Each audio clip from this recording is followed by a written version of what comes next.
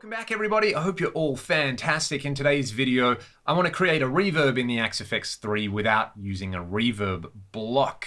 I'm totally stealing this from an approach used in a patch on the Eventide Eclipse. If you haven't checked out my video I did with the Eclipse a couple of days ago, go and have a listen. So there is an algorithm in the Eclipse called Reverb 16, and there's a set of parameters in there called expert mode where you can set the bass delay times for the reverb.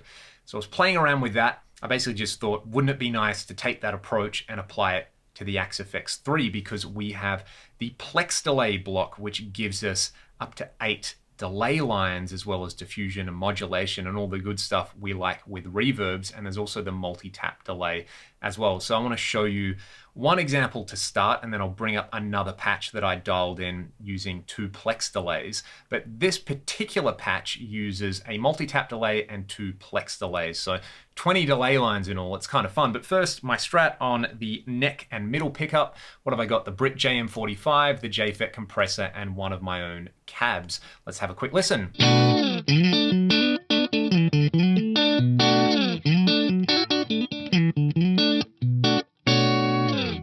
So pretty basic clean tone to get started. I've got all of these blocks pre-prepared. I'm going to walk through them one by one. So let's start with the MultiTap Delay block. Let's just find a MultiTap Delay, and I'm going to use the blocks library to bring up this one right here. So I'll show you what's going on here. I want channel A to start with. There's 4 delays in parallel that are panned hard left and hard right. A short 133, 175, 214 and 239 millisecond delay. The feedback on all of these is cranked up pretty high, but the master feedback is a little bit lower. I think there's a little bit of modulation and a little bit of high cut and low cut happening. So that's what's going on with this MultiTap delay. Let's just have a listen to this. It's like a multi-dimensional slapback.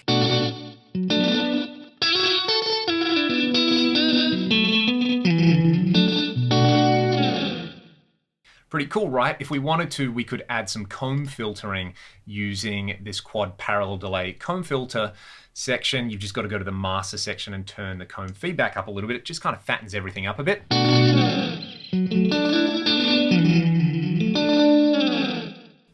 That sounds pretty cool, but we're not here for just the MultiTap delay block. We want the Plex delay block. I'm actually going to use 2 Plex delay blocks right here. You can right click and go library, recall. Plex delay, I've called them diffuse 1 and 2. They're just acting as these big diffusers to give me the kind of core reverb sound in here. So let's dive into this. I'm going to connect them up. I'll play with them in a second, but first I'll show you what's going on. 8 delays in each block. This top Plex delay is taking the left input. The bottom one is taking the right input. And what have I got? 3 seconds of decay, diffusion's cranked all the way up. On this top one, I just borrowed the times from the Eclipse. You can kind of see these first 4 are steadily increasing, and these kind of oscillate. They're each panned hard left and right. There's a little bit of modulation going on, and then the next 8 delays are all slightly longer. Again, I'm not a reverb algorithm designer. As much as I've been reading about this stuff, I'm in no position to actually explain what's going on. So yeah, there's that. I'm going to put a mixer at the end as well, just so that I can blend this into taste. So row 6 is my main dry tone, and row 4 and row 5 are coming from the Plex delay. Let's just kind of drop those down to 50% because they're going to be quite loud, but this sounds really, really cool.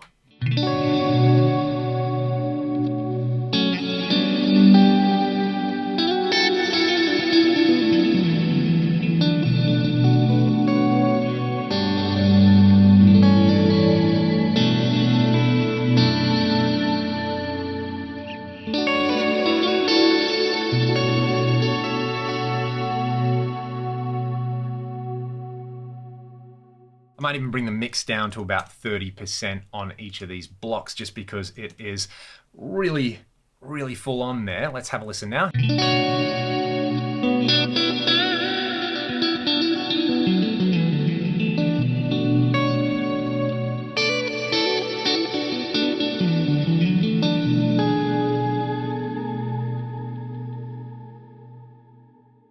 So it doesn't necessarily sound like a real space, but it is a really cool approach we can take to just basically build up our own reverbs. In the Plex Delay, for example, on this first one, what I could do is bring the master times down, say to maybe 5%, and it's no longer going to sound reverby. It might sound a bit more like a chorus or a flanger.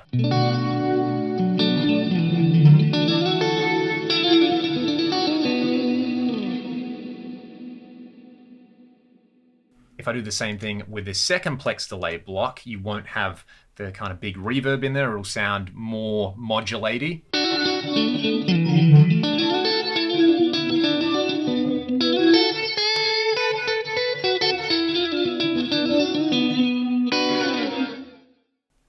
Really, really cool. That's a super weird sounding flanger, I guess. What I like about this approach with the times cranked all the way up, say, as opposed to just taking a multi-tap delay and cranking the diffusion or using the diffuser type in the multi-delay, is that the tails don't sound metallic or unpleasant or anything like that. This Plex Delay just sounds so smooth and, you know, not that it sounds like a natural space, but it just sounds pleasant and musical. I want to say natural so badly. So there's one way you can use this approach. And of course, you know, in the multi-tap delay, we could do something like modulating this bass delay time, which I think if this was a lexicon, you would call it gliding as opposed to modulating, but I'm using a random LFO in there. And this just adds a really nice kind of subtle modulation or gliding to the decay.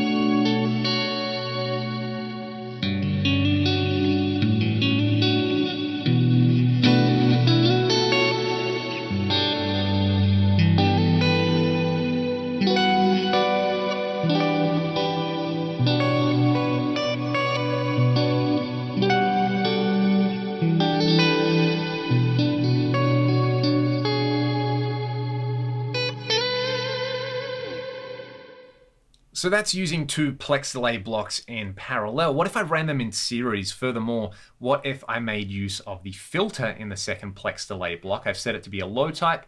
I've increased the Q to kind of give it a nice big knee on it and swept it from around 100 Hertz to somewhere in the 5K range. I've just taken the same delay times that we had from the first example and cascaded them in series. This sounds really, really...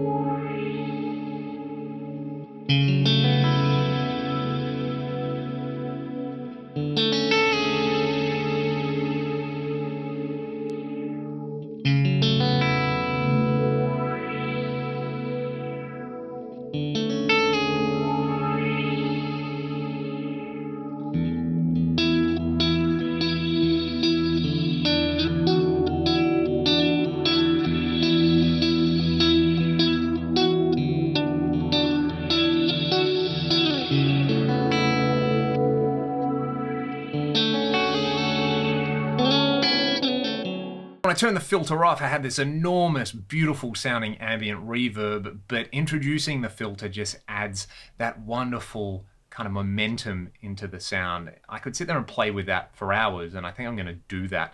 So what I will say is play around with the Plex Delay block as an alternative source of reverb. You can experiment with those delay times. You might want to set them to particular geometric ratios or just experiment with them and see what you come up with. It's a really, really fun process. You can also use other effects blocks in there. You know, if you want to use a Plex Delay block cascading into the pitch crystals, add some tape distortion, and then run it through a reverse delay, there is nothing stopping you doing that in the Axe FX 3.